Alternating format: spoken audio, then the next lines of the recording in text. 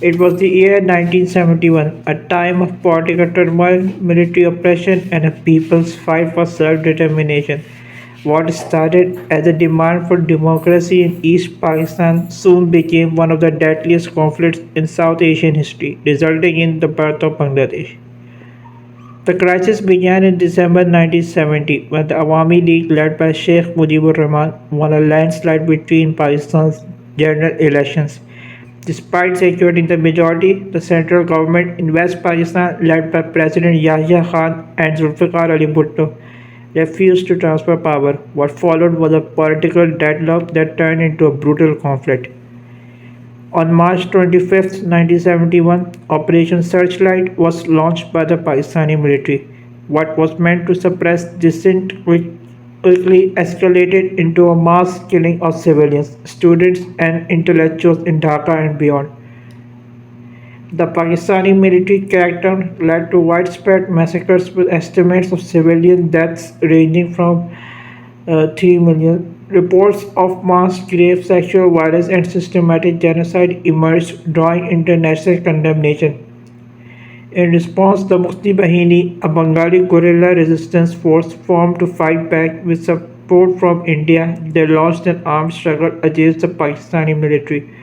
As the violence escalated, over 10 million refugees fled to neighboring India, leading to a humanitarian crisis.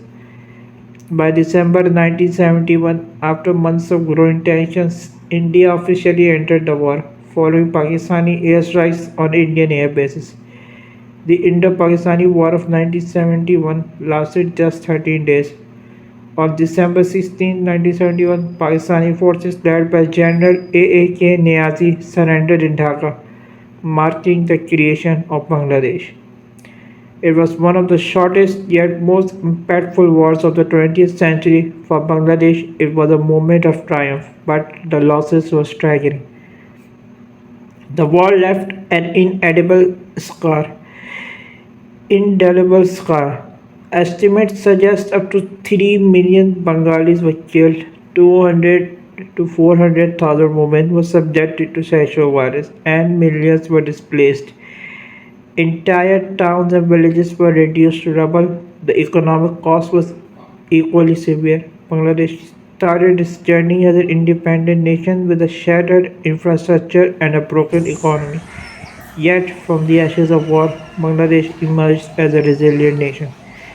The struggle for independence came at a high cost, but it paved the way for a new identity, and one built on the sacrifices of its people. 50 years later, the memories of 1971 remain vivid. The war was not just about territorial freedom, it was about justice, identity, and the right to exist. As you remember those who fought and perished, we honor their sacrifice and the spirit of a people who refused to be silenced.